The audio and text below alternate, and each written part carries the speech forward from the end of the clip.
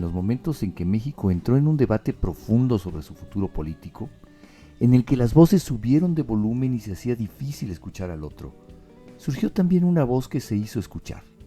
Lo hizo a fuerza de razón y argumentos. Enrique de la Madrid fue esa voz, que desde la política planteó caminos alternos, rutas que nos permitieran tener un crecimiento democrático. Con una experiencia de hace años y un legado sólido en la política y la sociedad, hoy sigue siendo un referente importante para un sector de la sociedad. Su apuesta por el análisis objetivo de lo que hemos hecho y de lo que nos falta construir hace que sea imprescindible hablar con Enrique de la Madrid, una voz en la oposición. Por eso, mi encuentro de hoy con él. Pues hoy tengo el gusto de estar con un personaje que tiene una visión muy peculiar de lo que nos está pasando. La ha tenido desde hace mucho y la ha venido expresando. Por eso hoy estoy muy agradecido de estar aquí con Enrique de la Madrid. Enrique, muchas gracias por recibirme aquí en tu casa, en tu oficina, ¿no? Por darte un tiempo para hablar con nosotros. Te lo agradezco mucho. Al contrario, gracias a ti, Carlos, por la oportunidad y a tu auditorio por vernos. Pues yo quisiera empezar por ahí. Enrique, yo he venido leyéndote, escuchándote como mucha gente desde hace muchos años. Y tú tienes una idea muy clara de lo que este país debía hacer. Así nos lo has expresado en tu intención por ser candidato a la presidencia de la República. Pero te venimos escuchando desde antes, desde tu trabajo en la administración pública. Y vamos a empezar por lo básico. ¿Y cómo está México hoy desde los ojos de Enrique de la Madrid? Fíjate, hace 2 o 3 días me invitó un grupo de lectura vinculado al IPADE y me dijeron, queremos que vengas a comentar el libro que escribiste hace 10 años. Un libro que escribí hace 10 años que se llama México en la generación del desarrollo, o sea, como que nos incluye a todos. Y abajo había un subtítulo que decía, nunca tan cerca como hoy. Oh. Fíjate. Entonces, hace 10 años. Eso, yo decía, nunca tan cerca como hoy. Y después, entonces, en esta primera reflexión, y ahorita me voy para atrás, dije, bueno, a ver, me están invitando entonces a hacer una reflexión de eso que yo pensaba 10 años después, y sobre todo, dónde estamos ubicados. Bueno, me empiezo por el final. Lamentablemente estamos más lejos que hace 10 años. O sea, primero, no han sido 10 años de avance, como a algunos les gustaría decir, no han sido 10 años de transformación positiva, sino más bien han sido 10 años de regresión, y en algunos casos no son 10 años los que estamos retrocediendo, pudieran ser 20, 30 o 40, ¿no? Sí. Un poco el antecedente, ¿por qué lo escribí en ese entonces? Ironías de la vida. Yo lo escribí porque notaba mucho pesimismo en los mexicanos. Notaba mucho... Déjame ubicarme, sí, hace 10 años, 2015, estamos en el 2015, a la mitad, digamos, más o menos a la mitad del sexenio del presidente Peña, y a donde yo iba, y en general los mexicanos, mi tesis es que no reconocemos lo que hemos avanzado como país, no reconocemos lo que somos, de hecho poco sabemos que somos. ¿Sí? Sí. Estuve hoy muy interesante porque coincide con lo que yo veo, el expresidente de Colombia, Duque, un poco la misma tesis, dice, es que nosotros nunca nos hablamos bien de nosotros, sí, nunca festejamos nuestros éxitos. Bueno, entonces en ese libro empezaba yo un poco diciendo, oye, la plataforma de México es alta. Ve cómo hemos crecido en expectativa de vida, pues antes te morías a los 45, ahora 77, 80 o 90. Ve cómo cada vez más mexicanos tenemos acceso al internet, a subirse a un avión, a las computadoras, a la educación, a la salud, a no tener pisos de tierra, ¿no? Entonces yo puse en ese libro datos objetivos que podían dar evidencia de que México estaba en una plataforma capaz de competir.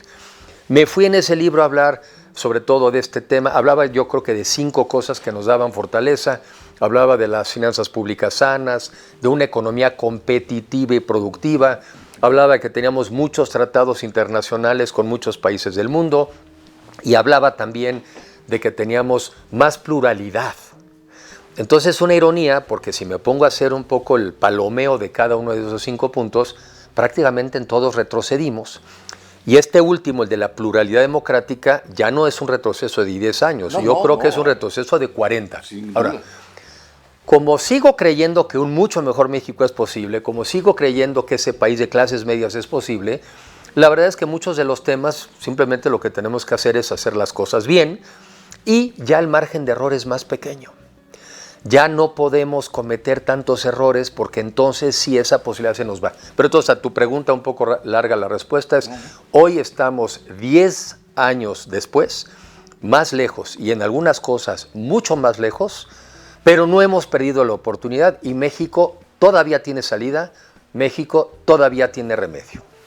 Fíjate que te escucho y me llena de alegría, porque hoy el pesimismo es rampante, ¿no? Hoy yo hablo con los afines al régimen y no son optimistas. Si acaso dicen, esto se va a conservar, pero no oigo optimismo de ellos. Por supuesto, oigo también a quienes no están con el régimen desde la oposición o desde otras posiciones y no son optimistas. Te oigo a ti y eres optimista. Déjame volver al momento en que escribiste ese libro, Enrique, porque quiero aprovechar la oportunidad de platicar contigo para hablar de un hoyo negro. Pareciera que hemos creado un hoyo negro en nuestra historia contemporánea.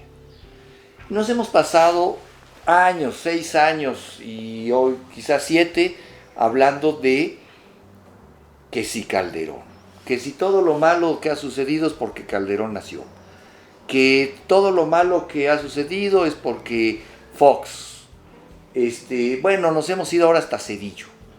Pero en este discurso nadie habla de Peña Nieto. Y tú ubicaste este momento en el que escribiste tu libro a la mitad del sexenio de Peña Nieto. Tú fuiste un colaborador de él desde la Secretaría de Turismo, desde, entiendo, Bancomex también te tocó en el periodo de Peña Nieto. ¿Por qué se dejó de hablar de Peña Nieto? ¿Por qué pareciera que el periodo de Peña Nieto no cuenta ni para bien ni para mal? No lo sumamos ni para el retroceso ni para el avance. ¿Cuál es tu lectura? ¿Por qué tenemos perdido en el hablar de hoy ese sexenio? Nadie habla de Peña Nieto, de lo que se logró o de lo que no se logró en el sexenio de Peña Nieto. Bueno, a ver, una de las cosas que de dónde viene sobre todo la crítica, ¿no? Este periodo que empezó, algunos le podrían decir de los 80, otros podrían decir que del 88, ¿no? Los famosos neoliberales. Los famosos neoliberales, ¿no? Que no son tan así. Porque lo que hizo con mucha habilidad, sobre todo el presidente López Obrador, lo que hizo con mucha habilidad es hacer esta discusión de caricatura, de buenos y malos, ¿no? Sí. Ellos son los malos, son los que explican todos los problemas del país, y nosotros somos los buenos, los que seguramente vamos a explicar todas las cosas maravillosas que están por venir. Ya que pasan 7 años de su gestión, porque pues este es el séptimo año de López Obrador, ¿no? Sigue siendo el 7º año de López Obrador, ya puedes darte cuenta que, y es la invitación también a los mexicanos, de que yo tengo un podcast, por cierto, que se llama así, pero creo en lo contrario. No todo es o blanco o negro. En todos los gobiernos hay avances y en todos los gobiernos también hay errores, como lo hay en la vida de los seres humanos, ¿no? Por supuesto. Esta etapa también del famoso neoliberalismo fue una respuesta en el mundo a una tendencia que había, pero sobre todo lo que buscaban era disminuir el tamaño excesivo del gobierno, que no por ser grande eres fuerte, ¿no? Puede ser un grande, obeso, sin capacidad de moverte, claro. Entonces no eres mejor. Y también fue una época de fortalecimiento a la democracia, ¿sí? Entonces, el gobierno del presidente López Obrador representa ya un nuevo paradigma, que es que no creen en el mercado, son profundamente estatistas, porque así se formaron cuando ellos eran jóvenes, y se formaron esta idea, ¿verdad?, maravillosa de que el Estado lo resuelve todo, Pemex es el que resuelve todo. Mira mi estado donde yo nací, Tabasco, ve cómo creció por Pemex. Entonces, ellos viven con un retrovisor, ¿no? Son incapaces de entender el mundo de hoy y quieren aplicar lo poquito que entendieron al mundo de hoy, que es un mundo más complejo, y son profundamente autoritarios. Entonces, ellos caricaturizan las ineficiencias del pasado y exacerban sus bondades. Quien no ha hecho la crítica del gobierno del presidente Peña Nieto es el presidente López Obrador. Sí. Entonces, en gran parte a tu pregunta de ¿y por qué ese hueco? Pues porque los que no han atacado ahí son precisamente los de la 4T. Pues no sé. Porque parte, bueno, ¿cuál es tu lectura, Enrique? Porque, a ver, yo coincido contigo. En todos los gobiernos del mundo se hacen cosas bien y se hacen cosas mal. Si todo se hiciera bien, pues entonces lo dejamos como emperador, que claro. siga hasta que se muera. Sí, si es un tipo, sí. Pues si todo lo hace bien, no lo movamos, dejémoslo ahí. La democracia es eso. Hay cosas que se hacen bien, hay cosas que se hacen mal. Yo creo que la democracia es además tener un plan como país y seguir ese plan. Porque ya hablaremos de educación y demás, no tenemos hoy un plan de educación. Ahí yo no creo que haya sido 10 años. Sí, o el que hay no es lógico, no es viable con el mundo de hoy. Pero, a ver, hablemos un poco de Peña Nieto. Tú y yo sí hablemos de Peña Nieto, porque me parece que se hicieron cosas bien y se hicieron cosas mal. Supongo que sí, ¿no? Había una crítica enorme por aspectos muy, muy subrayados de corrupción en el gobierno de Enrique Peña Nieto, que yo los veo hoy a la luz de lo que hemos vivido y digo, pues eran unos niños de pecho, kinder, ¿no? De pecho. Con lo que hoy estamos viendo. Déjate decir lo que yo vi en ese gobierno, incluso alguna vez con el presidente, un poco se lo dije. El gobierno del presidente Peña Nieto, en el fondo, era parte de esa visión, ¿no? Uh-huh. de una economía de mercado en donde la iniciativa privada, los particulares, y que conste que yo digo que la iniciativa privada incluso es el que tiene los jugos en la esquina. Sí, ¿no? Porque se están prendiendo, sí, el que tiene su taxi, magnates, ¿no? Claro. El que tiene el 99% de las empresas que son microempresas en el país, sí, más obviamente los empresarios grandes. Claro. Esos son los que generan inversiones, los que generan empleos, los que pagan impuestos, están en lo que es la economía de mercado. Y el gobierno, que esa es la visión que muchos tenemos, el gobierno tiene que generar las condiciones para que eso pase. Y vaya que tienen una tarea, porque las condiciones para que haya inversión son muchas y no las cumplimos. Por ejemplo, al gobierno sí le toca que haya seguridad y justicia. Bueno. Ve el fracaso de seguridad que tenemos como país, no la cumple. Por no hablar de la justicia que acabamos de ver. Y la justicia, ¿no? Pero es seguridad y justicia, porque luego si nos da tiempo hablamos de eso, porque sí. Seguridad no es un tema que le compete nada más a los jueces al final. Claro. Es toda una cadena, ¿no? De policías, de ministerios públicos. Al gobierno le compete darnos una instrucción de educación de calidad, competitiva y de manera gratuita. Ve el fracaso en el que estamos. Sí, señor. Al gobierno le compete tener un sistema de salud pública también, gratuito, de calidad, con medicinas, con atención. Ve el fracaso en el que estamos. Entonces siempre mi tesis es, yo sí creo en la intervención del Estado, en las cosas en las que tiene que intervenir. Pero con estos señores no intervienen donde tienen que intervenir y se van y se meten en áreas donde absolutamente la riegan. ¿Creen que Pemex es la manera de defender la soberanía? Ya no. Creo que Guyana, un país así, sí, hoy va a producir en este año ya más petróleo que México, que es un país enorme, ¿no? Sí, se van y se meten. Una de las pocas petroleras del mundo que pierde. Entonces van y se meten en este monopolio de la energía eléctrica, cuando en el pasado, hace 40 años, quizás se justificaba que fuera el gobierno el que hacía las grandes hidroeléctricas, pero hoy yo puedo generar electricidad en mi casa, en el techo. Claro. ¿Por qué quiero el gobierno que se meta? Se van y se meten, por ejemplo, en hacer una obra de infraestructura como el Tren Maya, que la justifican con el turismo cuando no dicen que las cifras de turismo están bajando, ¿sí? Entonces nos echaron unos rollos marcianos de que esto va a ser una cosa que va a mejorar el turismo y esa inversión es absolutamente perdedora por todos los años por venir. Van y se meten en Mexicana de Aviación, o sea, van y se meten donde no se deben de meter. Y entonces pareciera que algunos somos anti-intervención del Estado. No lo somos. Me encantaría verlos inteligentes y eficaces en seguridad y justicia, en educación, en salud. Van y se meten donde no deben, claro, donde el Estado incluso estorba, ¿sí? Bueno, en el caso del presidente Peña, su gobierno fue el tratar de seguir profundizando en estos cambios. Por ejemplo, de las cosas que luego la gente no reconoce. A partir de la reforma en telecomunicaciones, bajó 40% el costo de la telefonía celular. ¡40! ¿Sí? Bueno, pues porque finalmente la competencia hace que los que están ya también bien posicionados tengan que bajar sus precios o si no se los come el mercado. Impulsó una reforma en materia energética fundamental, porque el país no está creciendo, porque no hay energía suficiente, barata y limpia por el monopolio de la CFE. El presidente Peña impulsó el que participara más inversión privada, nacional y extranjera, y estaba creciendo y llegando. Y la otra, el presidente Peña impulsó una reforma en materia educativa, porque me parece un principio básico que si queremos tener alumnos más capacitados, también tengamos maestros más capacitados y que no sean esclavos, como lo siguen siendo, de su sindicato. Entonces el presidente hizo unas reformas muy Pero importantes. estas reformas, Enrique, son las primeras que llegaron a desmontar. ¿Te acuerdas que nos decían la mal llamada reforma educativa, la perversa reforma energética? Ahora déjame decirte dónde creo que, para ser justo, ¿no? Primero, las reformas creo que el problema es que tardaban más en dar resultados. Okay. Quizás se sobrevendieron en términos de lo logrado, de lo que iban a lograr, y entonces empieza la gente a decir, pues ¿dónde está? ¿Dónde están los beneficios? Yo creo que en materia de seguridad tampoco se logró generar un resultado suficiente para que la gente dijera, ya estamos mejorando en eso.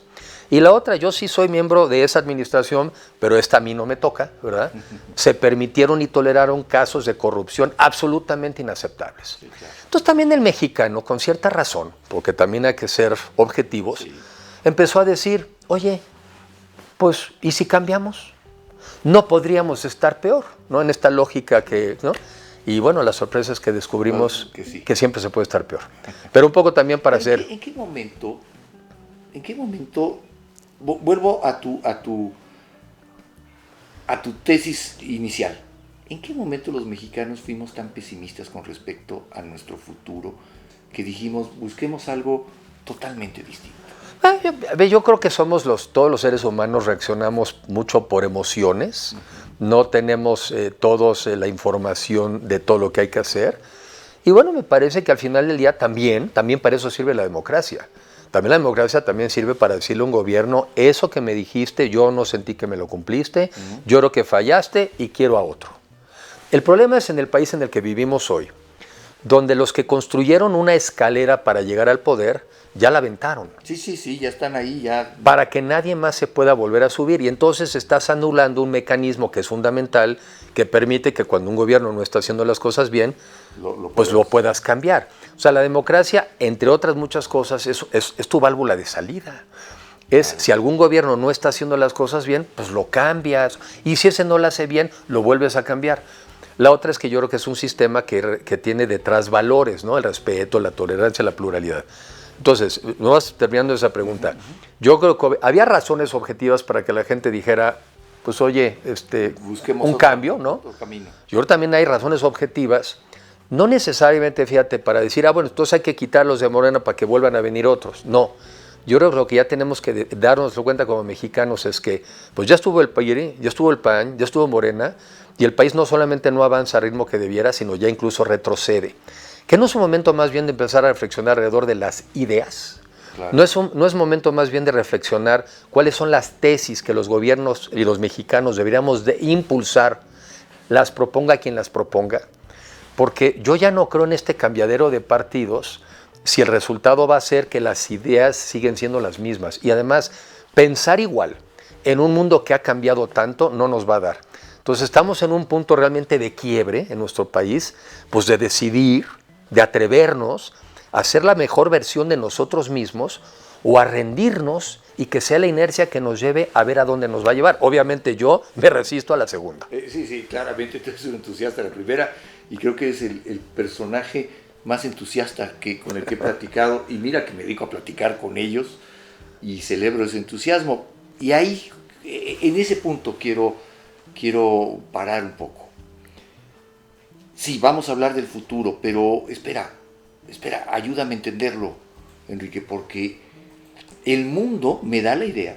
Tengo dos ideas que necesito que me ayudes a aclarar, tú que sabes muchas cosas. El mundo, la primera es que el mundo empieza a desconfiar de las democracias. O sea, México está inmerso en un momento, sabemos lo que está pasando en los Estados Unidos, pero lo que pasó en Polonia y lo que ha pasado en Canadá y en Francia, pareciera que el mundo en su conjunto empieza a decir, ¿de veras esto de la democracia es el mejor camino? No tenemos otro, también me queda claro, pero... Bueno, sí hay. No es mejor, pero sí hay. ¿Sí? Sí, pues los regímenes autoritarios, Venezuela lleva 25 años en donde tiene otro camino, en Cuba llevan 50, en Nicaragua creo que también otros 30. Hemos englobado todo esto en algo, en un paraguas que se llama el populismo.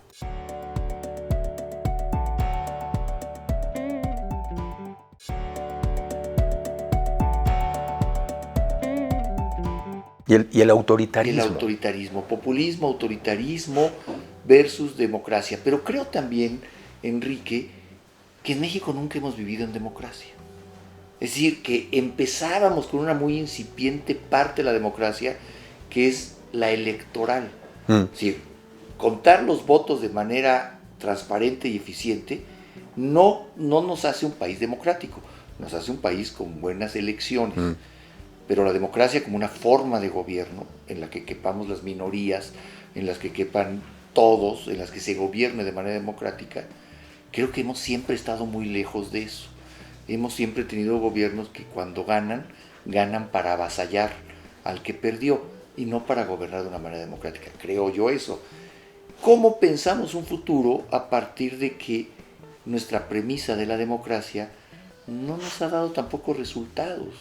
A ver, primero, yo varias reflexiones. Una es, como decía Churchill, y yo creo que sigue siendo válida, la democracia es un muy mal sistema, tiene muchas deficiencias, tiene muchos defectos, con la salvedad de que todas las demás son peores. Sí, ahora, esto es teórico. Habiendo dicho eso, la verdad de las cosas es que las democracias tienen que hacer un mucho mejor esfuerzo por rendir fruto, dar resultados. Quizá un poco se han vanagloriado de esta cosa de, pues como somos mejores que los demás, no me tengo que preocupar de dar resultados.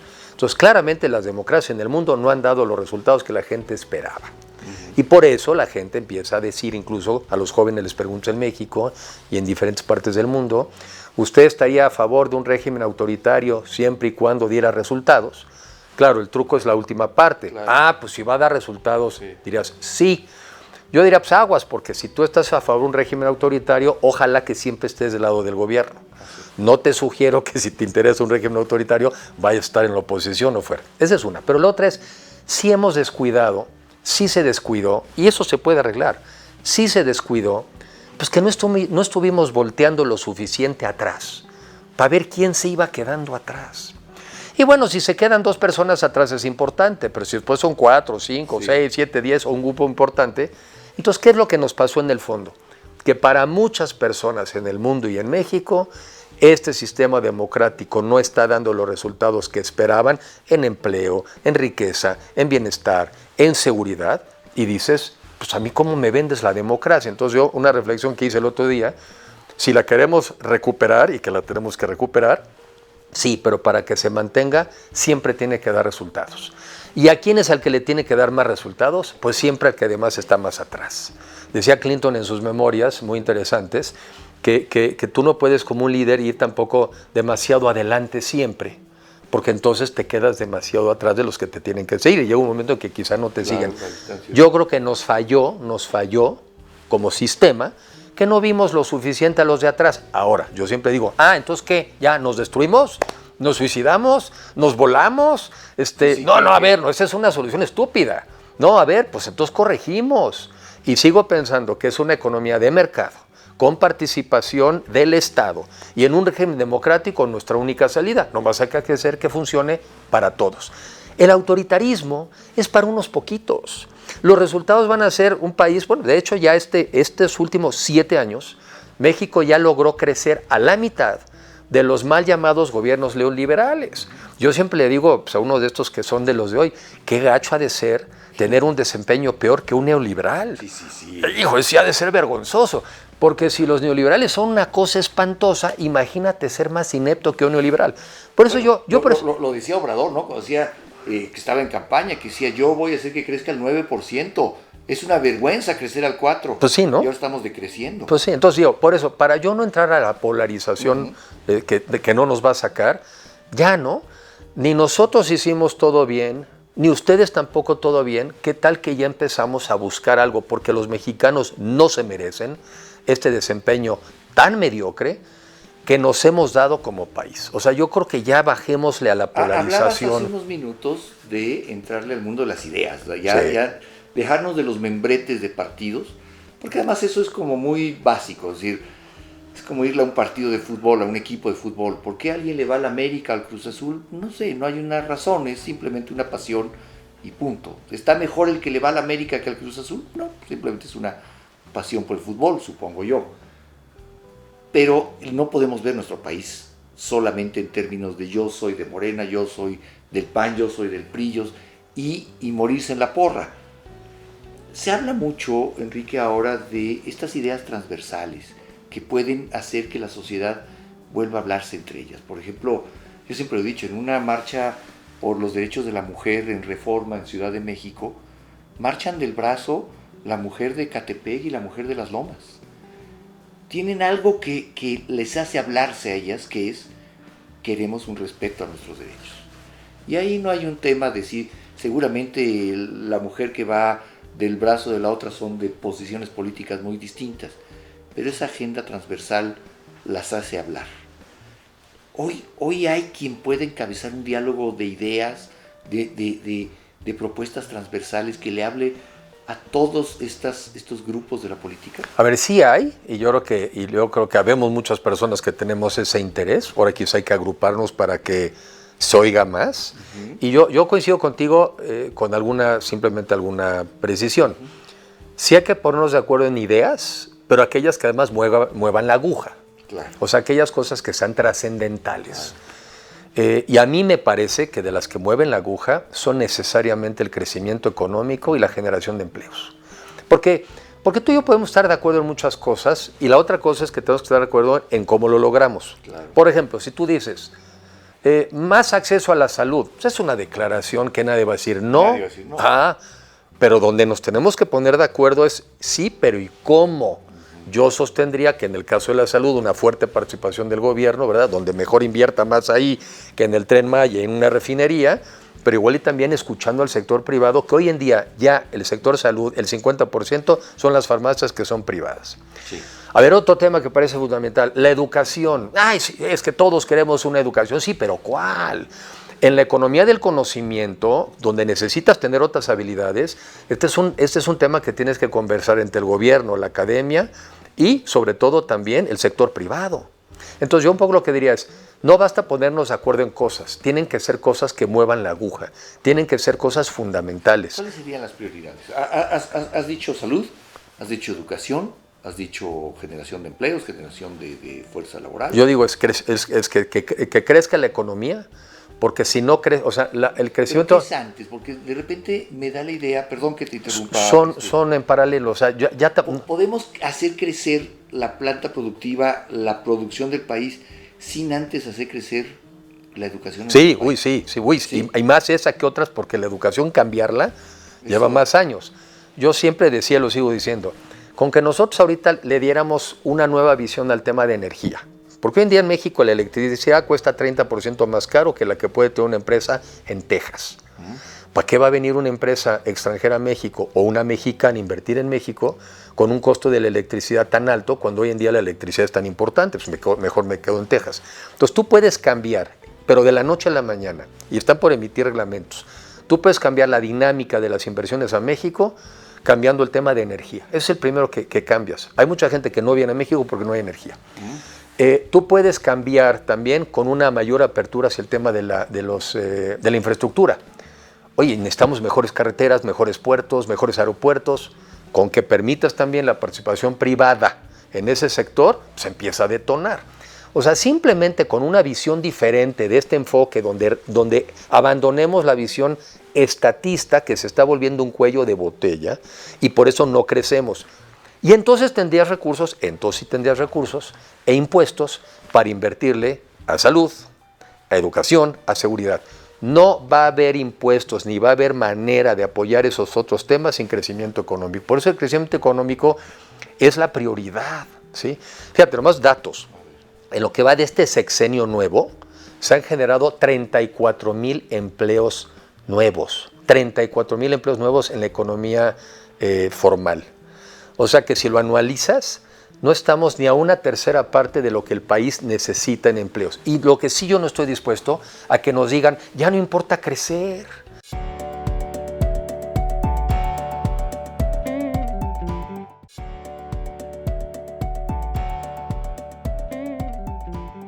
Fíjate que ya no importa que tú no seas avaricioso, no necesitas más de 3 zapatitos. No, ¿cuál ¿Tú 3? para qué quieres tanto? No. Eso no puede ser. O sea, México no puede limitarse al nivel de su incapacidad, de su insuficiencia. No puede. Entonces, volviendo al tema, yo sí creo que es prosperidad, ¿verdad? Le dice el gobierno compartido, está bien, Pero si no hay prosperidad, no hay nada que compartir. Exacto. Entonces está bien, prosperidad compartida, pero empieza la primera palabra, dice prosperidad. No, sí importa el orden de los factores. Y lo otro, ¿y en qué contexto? En un contexto de libertades y en un contexto democrático. ¿Qué es mucho pedir? Es mucho pedir que esas dos cosas las hiciéramos bien, y sí se puede. Pero por eso digo, mi reflexión es, pongámonos ahora sí muy de acuerdo en cuál es la meta y discutamos la meta basada también en las cosas que nos han salido mal y las que nos han salido bien, y pongámonos de acuerdo, porque el margen de error para el país ahora sí ya se hizo bien chiquito. Ya no hay tiempo que perder. No hay tiempo. Pero pareciera, Enrique, que estamos a destiempo. Pareciera que la decisión ya se tomó. O sea, yo te escucho y yo lo suscribo, ¿no? De hecho, hace unos minutos metías dos palabras que me parece a mí que son fundamentales y que hay que hablar de ello ahorita, que es clase media. Porque así surgen las democracias, ¿no? Pero pareciera que la decisión está tomada y la decisión va en contrapelo de lo que nos estás diciendo. La decisión de estos 7 años ha sido otra, ha sido ayudas sociales antes que productividad. Yo no sé si es viable a largo y mediano plazo seguir dándole ayudas sociales a todo mundo, ¿no? Yo siempre he dicho, el único que no recibe dinero soy yo, ya me voy a ir a formar porque todo el mundo recibe dinero, pero esto, ¿qué tan viable es? La educación no está vista desde la óptica que hoy tenemos en el gobierno como un motor de crecimiento y de evolución social. En el mejor de los casos, pues un tema de adoctrinamiento. No tenemos una educación enfocada hacia la productividad, hacia el desarrollo humano. O sea, te oigo y digo, ¿dónde estabas hace 20 años, Enrique? Porque yo sé dónde estabas, todos sabemos dónde estabas. Estabas en la misma posición que estás hoy, diciéndolo y exponiéndolo. ¿Dónde estaba la reflexión en torno a estas ideas hace 20 años en el que debimos haber dicho, espérense, ciertamente las cosas no han funcionado como todos quisiéramos? Porque yo me quedo con esa reflexión tuya que es muy valiosa. La democracia es dar resultados. Si una democracia no da resultados, no sirve. ¿No? Y aquí nos confundimos, Enrique.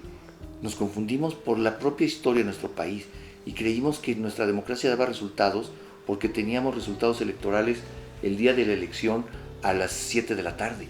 Y dijimos, ¿ven cómo nuestra democracia funciona? A las 7 de la tarde sale el presidente o la presidenta consejera del INE a dar resultados. Pero no son esos resultados, son los resultados de una vida democrática. A ver, tú decís, ¿en qué baso todo mi optimismo? Sí, porque tu optimismo es contagioso. A ver, ahí te va, y para que esté más sustentado en hechos reales.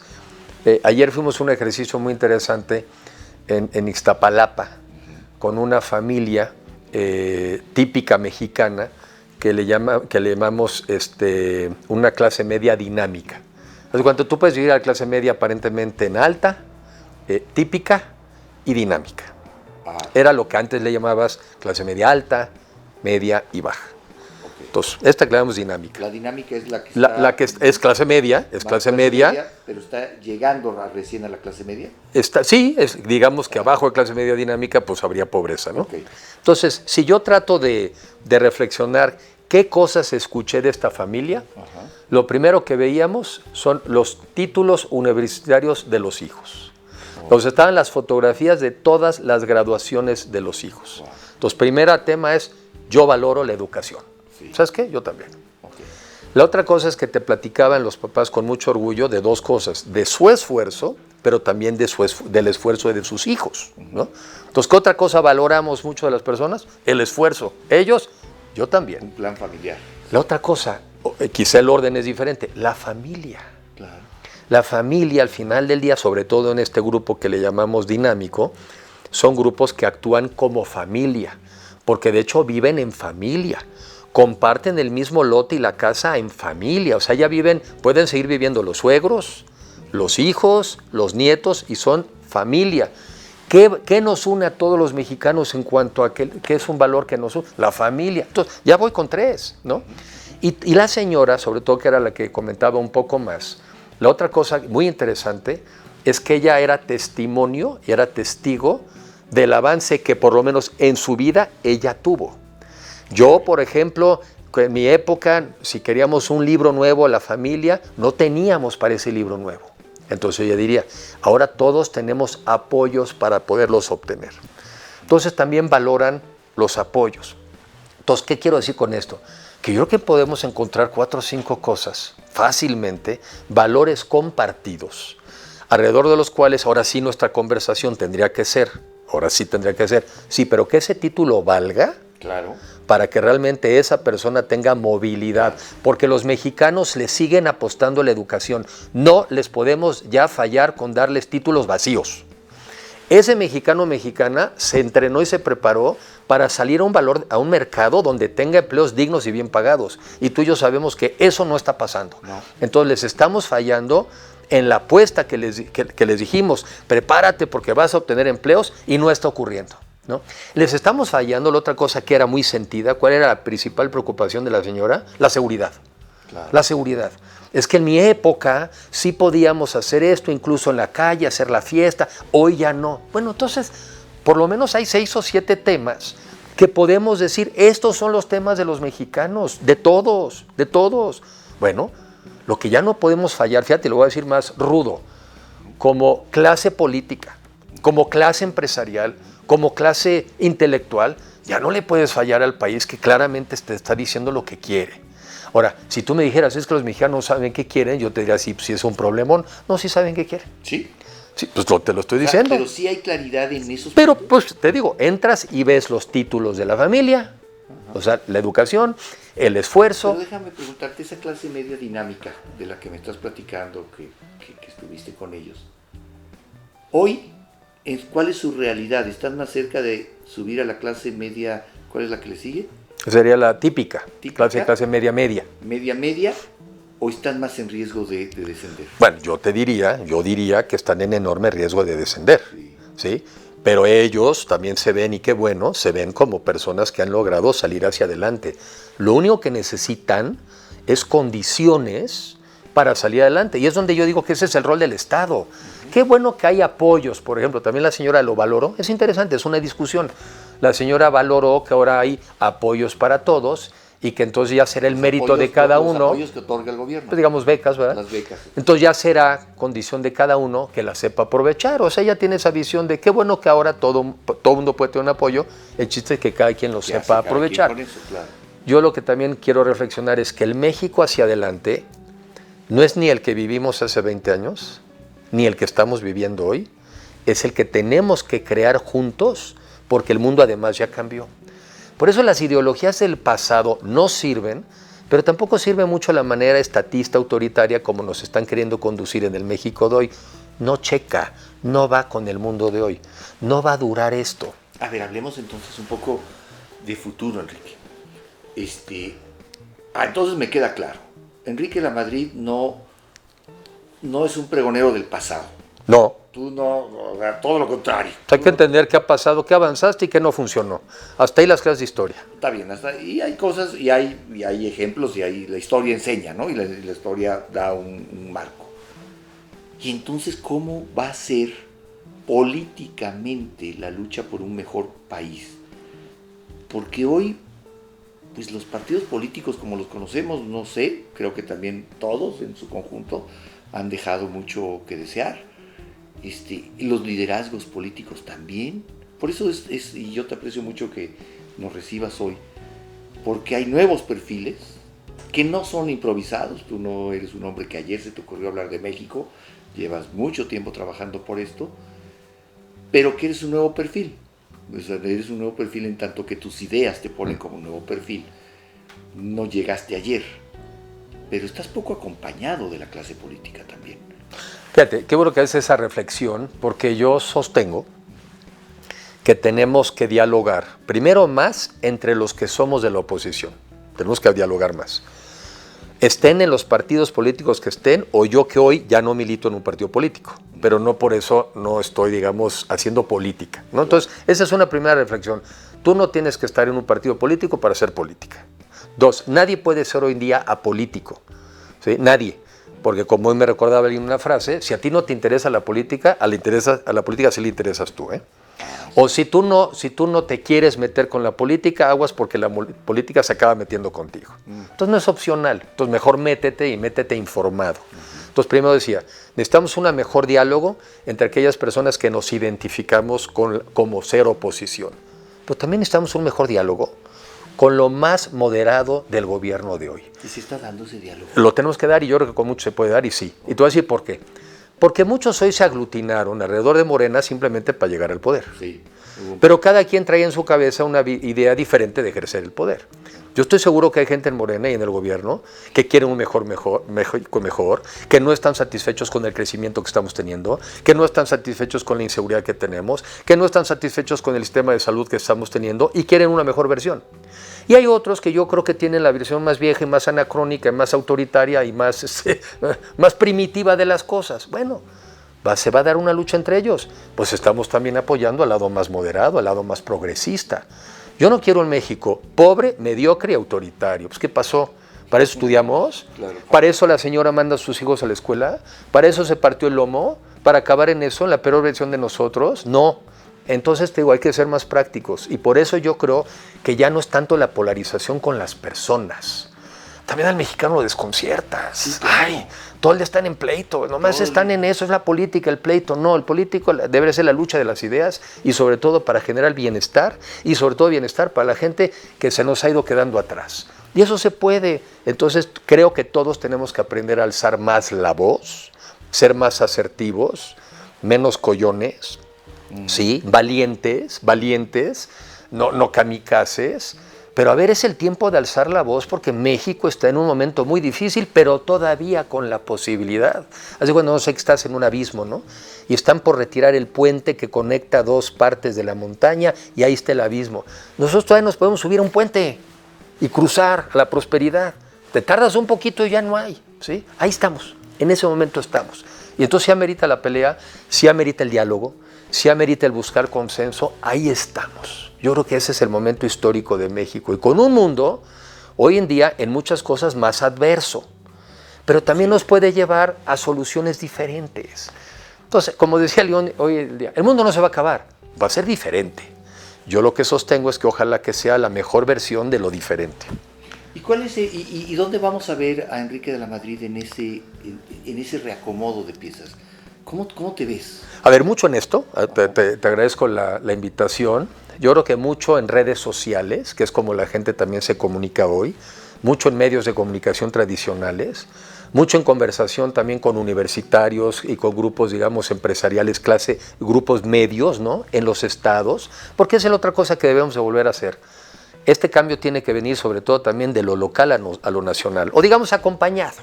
Okay. Una conversación que también tenga un diálogo nacional, pero sobre todo mucho tema local. Okay. Sí. Y con evidencia, con buena fe, con buenas ideas, pero ¿dónde? Así, activo. Yo no me voy a resignar, ni me puedo resignar a que simplemente aceptemos el mundo por el que vamos como inevitable.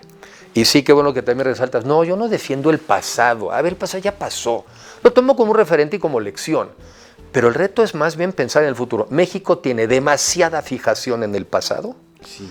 Demasiada también luego discurso lejanía de futuro, y hay que hablar más también del presente y de las cosas que en el corto plazo a la gente le van a dar resultados. Yo creo que es más presente, o como decía alguien en el pasado, más hoy. Porque cuando tú hablas del futuro, muchos mexicanos dicen, no me está hablando a mí, sí, porque mi futuro es hoy en la noche, sí, claro. O mañana en la mañana. Sí. Y si me hablas del pasado, pues es irrelevante muchas veces. Lo que pasó en México hace 30, 40 años con respecto al mundo de hoy, pueden ser experiencias que no sean francamente relevantes. Hay que enfocarnos más en nuestro presente, en el bienestar de los mexicanos hoy, y no nos podemos resignar a ser la peor versión de nosotros mismos. Yo me quedo con eso, me encanta eso. Pero Enrique de la Madrid va a estar en la política. Pues esto es política. Sí, pero va a estar en la política buscando una posición, buscando dónde te vamos a ver. Yo aprendí que no necesitas una posición partidista o gubernamental para poder incidir. Muchas veces, incluso hasta un cierto sector de la población te ve hasta con cierto escepticismo. Pero no lo descartas. No, claro que no. Pero en los próximos 2 años, por ejemplo en mi caso, no tienes por qué. Entonces también me resisto a esta visión de en las próximas elecciones, no maestro, la elección es hoy y la elección es tuya de elegir qué vas a hacer hoy. No importa la elección, digamos, de 2 años. La elección que es relevante es qué rol vas a jugar tú como persona, qué va a cambiar tú como persona, qué vas a cambiar tú como país. Esa es la elección que a mi juicio podemos elegir todos los días. Pues lo haces con la pasión, con tal pasión que yo me quedo con eso. Enrique, de verdad he disfrutado mucho esta plática, he disfrutado mucho acercarme a cómo ves las cosas, a esta inyección de optimismo que nos das. No es común. Hoy el país pasa por un pesimismo brutal, por muchas cosas, ¿no? Porque las noticias son así, porque lo que está sucediendo quizá no nos llena de optimismo. Y sentarme hoy contigo aquí y oír que hay una manera de ver las cosas a futuro que nos puede inyectar optimismo, me quedo con eso. Todo tenemos, fíjate, y es que el pesimismo no es creativo. No, claro. Entonces, si quieres además pensar diferente, actuar diferente, que se te ocurran, tienes que partir de una visión optimista, que para mí optimismo es la idea de cuando tú crees que todavía puedes influir para cambiar las cosas. Yo creo que ahí está basado el optimismo. ¿Todos los días haces algo por influir, por transmitir tus ideas? Sí, a ver, yo estoy cada vez más activamente en redes. Digo, fuera de que además tengo que trabajar para ganarme la vida, Claro, porque sí creo en la honestidad como servidor público, y si no hubiera creído en eso no podría estar aquí. Pero fuera de eso, mucho más activo en mis redes, lo seré cada vez más. Aprovecho también un podcast que se llama En Blanco y Negro, haciendo también entrevistas con cierta profundidad. O sea, haré todo lo que esté en mi alcance por llevar esta idea de más posibilidades, de más optimismo. ¿En Blanco y Negro dónde lo escuchamos? Está en YouTube. Y lo puedes oír también en Spotify. O sea, pero está padre porque son entrevistas de cierta profundidad. Voy a tratar de variarle para que no más sean políticas públicas, pero también para explicar con más profundidad nuestros problemas. Y trato de no ser así como, este es crítico del gobierno nada más, y entonces que la gente se replega. No, es con un ánimo de entender, es que solamente si entiendes dónde estás, puedes también saber qué tienes que hacer para dónde quieres llegar. Claro. Y ese es un poco el tema, que yo creo que muchos no sabemos dónde estamos. Sí, Tenemos a veces una visión más negativa del país que sí somos. Sí. ¿No? Entonces, pues no, si hemos hecho una lucha y como mexicanos hay mucho por delante. Ya, ¿cuánto tiempo tenemos? 4 minutos, perdóname, sí. Es que hay algo con lo que no quiero quedarme. Te veo a ti, ¿y tú a quién ves? ¿Dónde están los liderazgos de este país? ¿Dónde están surgiendo nuevos liderazgos? ¿Dónde estás viendo una nueva voz en el diálogo nacional? A ver, yo veo muchos liderazgos fuertes en México, hay digamos, diputados, senadores, ¿no? Yo lo que me gustaría influir en algunos de ellos es ya menos confrontacional porque no nos sirvió. Okay. ¿Sí? Y hablemosle más al pueblo mexicano y menos al gobierno, sobre todo cuando es de crítica, ¿no? Y vayamos a tratar de construir, y voy a decir una frase medio ruda, porque yo no estoy convencido de que este gobierno haya llegado de manera democrática al poder, para nada, sí. Pero está en el poder. Entonces, si mañana es como yo pensara que no voy a hablar con los dirigentes de la Junta Militar de Argentina porque pues llegaron por un golpe. Pues son los militares de la Junta Argentina. Claro. Por lo menos en materia económica me gustaría incidir en qué tienen que estar haciendo para que las cosas caminaran. Claro. Entonces, fíjate, critico y al mismo tiempo propongo. No, yo no les doy un reconocimiento democrático de cómo llegan al poder, pero están en el poder. Sí. Y hoy preferiría yo incidir en ellos que no incidir nada. Claro. ¿Sí? Claro. Habiendo dicho eso, pues también hacerles ver que si estas cosas no se corrigen, su larga visión de vivir aquí muchas décadas no se va a cumplir. Porque hoy en día las cosas además cambian más rápido. Muy rápido. Hoy es que el PRI duró 70 años, pues tú ni 10, si digas así, pero ni 10, ¿no? Así es. Entonces, está en mi interés que les vaya bien. Está en mi interés que las cosas salgan mejor para ellos, porque entonces es mejor para nosotros. Pero no me hago bolas, no considero que llegaste democráticamente al poder, para nada, no llegaron democráticamente al poder. Enrique, te agradezco muchísimo estos minutos, de verdad que lo he disfrutado mucho y bueno, seguiremos platicando porque vamos a ver para dónde van las cosas. Sigamos platicando. Enrique, muchas gracias. Gracias, muchas gracias a ti, Carlos, gracias. Termina así mi encuentro con Enrique de la Madrid. Sin duda, muchos temas quedan pendientes de profundizar, Pero me quedo también con la impresión de que no todo está dicho, que se sigue reflexionando sobre el camino que deberá tomar nuestro país. Por eso estoy seguro de que la vida me tiene preparados otros encuentros.